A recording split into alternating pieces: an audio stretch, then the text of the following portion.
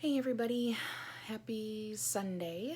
I am going to be recording my video today, reading to you from my first blog that I posted back in April of 2018.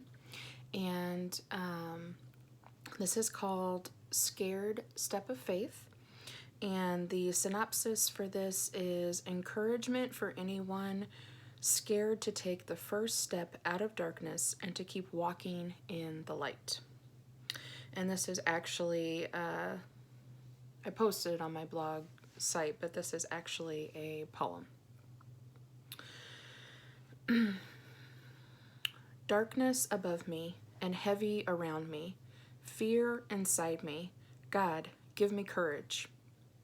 I take the first step and slowly look around. Darkness still there. God, I need you. I take the next step, and there in the distance, a flicker of light, but still so much darkness. God, I can't do this without you. I take the next step, and another after that. The darkness moves back. The light shines brighter, and the light is within me. I turn to look behind me. I see layers of insecurity fallen to the ground, guilt and shame, years of not enoughness, paralyzing fear. All stitched together into a fabric of darkness, lying in a heap, the oppressive trap that blindfolded me and smothered me with my own weaknesses and shortcomings, until all I could see is the darkness, and I was convinced that it would always be dark. But seeing that blanket of deception, lying weak on the ground, reminds me that light is stronger than darkness. And so I take another step. I walk on in the light. I find worth and meaning and a love for myself.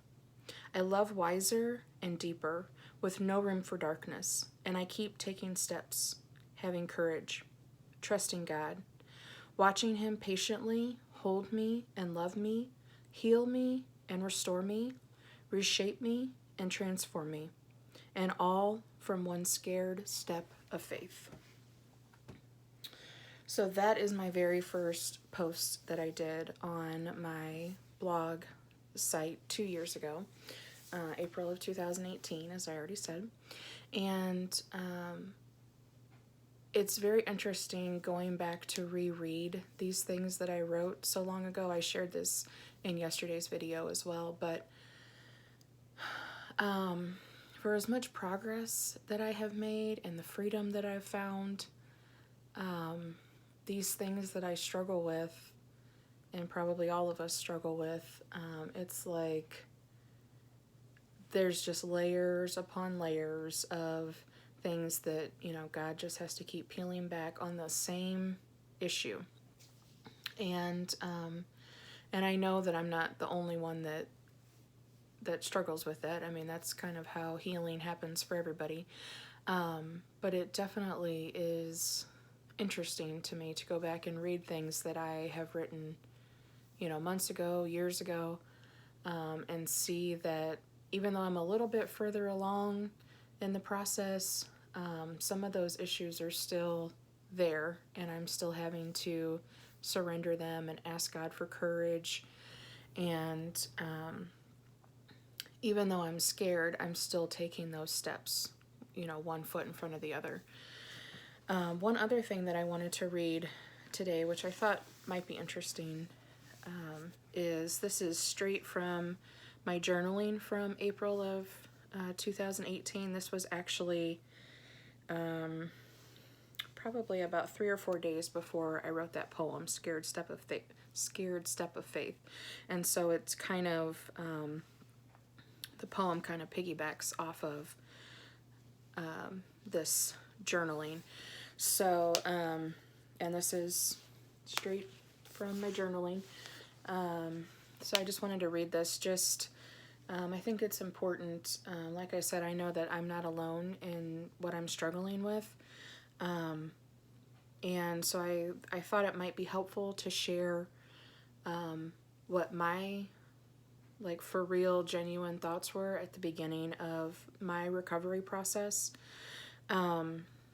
So if someone else is at the beginning of their process, or they're, having to take a scared step of faith, and, thinking, am I the only one who feels crazy inside? That you will know that there is at least one other person, me, that can relate and can understand and has been where you've been. So this is from April 12th, 2018.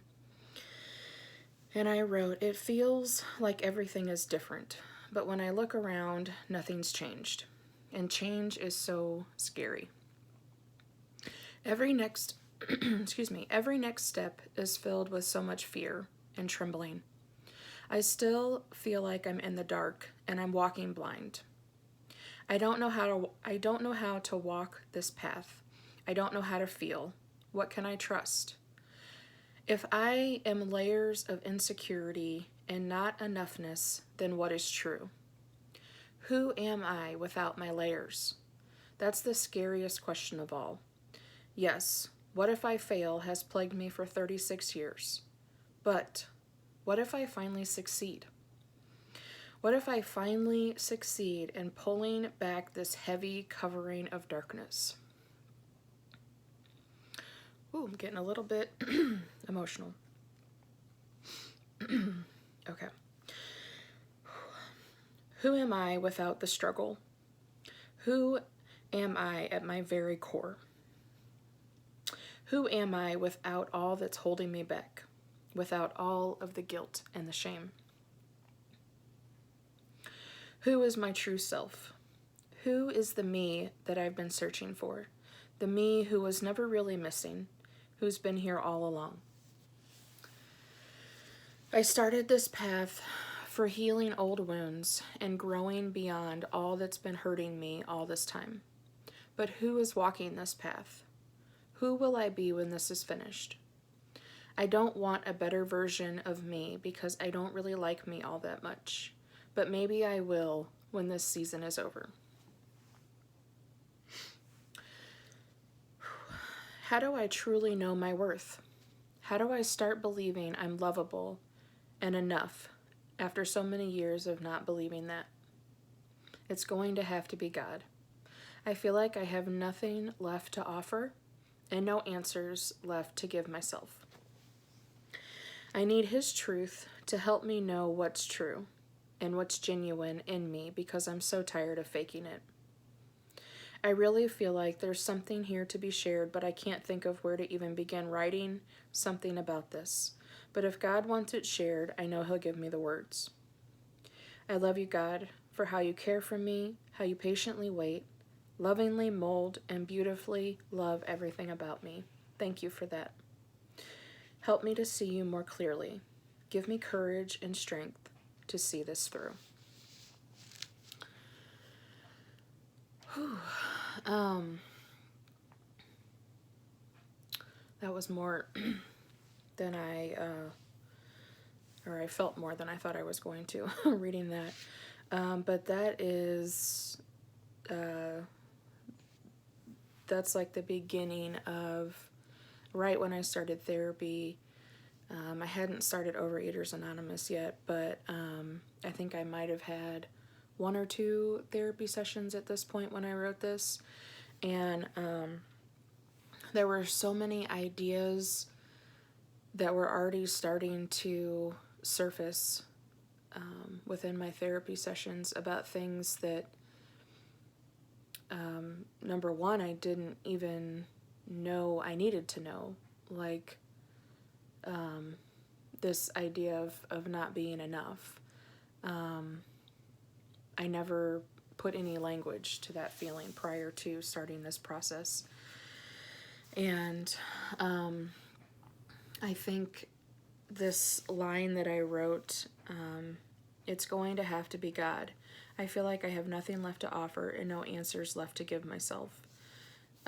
This has been true throughout this whole process, and maybe this is even at the core of every bit of freedom that I've had, because feeling like you can save yourself or that you know enough and have enough intellect and enough education and enough information that you don't need God. I probably would not ever have said that prior to going through this or starting this journey, because I have always just been too prideful to admit that. But that is really, I feel like, where my biggest disconnect between me and God was. I didn't think that I was worthy of His love, and I did not think I was worthy of feeling close to Him and being connected to Him.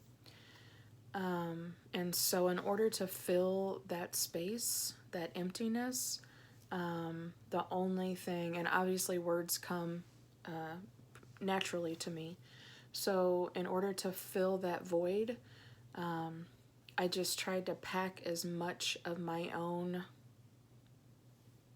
me and my thoughts and what I thought was right and what I thought was true, and whether it was true or not, I didn't really care. I just, if it felt true, then it was true. And so, so then I have ended up building, this whole life on a foundation of me and my words and my thoughts and my opinions, and you start to build, your whole world around yourself, and that's a pretty empty place to be. And I'm sure I've said this about other things in previous videos, but it's no wonder I was depressed and anxious and felt empty inside, because I was trying to fill myself with something that was just of my own making. So it did not satisfy, it did not bring me any peace, it didn't make me content. And so that, having that realization at the beginning of this journey was, excuse me, that was a godsend, because I can wholeheartedly say I might not have felt this 100% of the time, but generally speaking, anytime a new thought came to me, whether it was through Overeaters Anonymous or through my therapist, I had to kind of run it through what I already knew to be true. And pretty much my immediate response to anything that either I didn't already know or I didn't think it was true, well, that, that can't possibly be correct, because it doesn't match up with anything that I already know about. So that has been my way of thinking up until starting this process. And so then once I started this process and I received any kind of new information, and I would start to have that response, and I would immediately have to check myself and say, what you know and what you think is true has gotten you absolutely nowhere in your life. So let's put that to the side, and let's just pretend like this new piece of information could actually be true. Let's just pretend. In recovery, we call that act as if. Let's just act as if it's true. And let's see how, what would it look like if we applied this truth? What would it look like if we actually lived out this truth? Whatever it could be. Because there was a lot of new information at the beginning of this journey. So I had to practice this a lot. And so being able to just keep coming back to this notion of I have nothing left to offer and I have no answers to give, it just wipes the slate clean. And it, you can't necessarily leave the slate wiped clean. So, that's where me asking God, knowing that all of this was going to have to be His doing. And I mean, He has definitely shown up, and He has done, like, when I say more than I can ask or imagine, that's an understatement. the ways that he has freed me and the ways that he has transformed my insides and my relationships. And just, going back and reading these words on this page, I don't want a better version of me because I don't really like me all that much. That was so true at that time. And now I read that and I feel sad for the me that wrote this in 2018 because I spent a lot of years not liking myself. And so being able to accept the good things about me and the bad things about me, that is truly God's work, in my life. And being able to accept that I am lovable and that I, can be close to him. I don't have to earn that. I don't have to be perfect to be close to him. And so, as that disconnect between me and God has started to get filled in with all of his truth, get my stuff out of the way and fill that emptiness with his truth, then I can start seeing things through a lens of, what is actually true, not just what I think is true. So yeah, not being able to like myself all that much, that's definitely a gift from God to be able to look at myself and say, okay, yeah, there's things that that I don't really care for. What can we do to change that? Some things are probably just gonna be what they are, just because it's how I'm made. I'm thinking more like, physically, not necessarily personality-wise.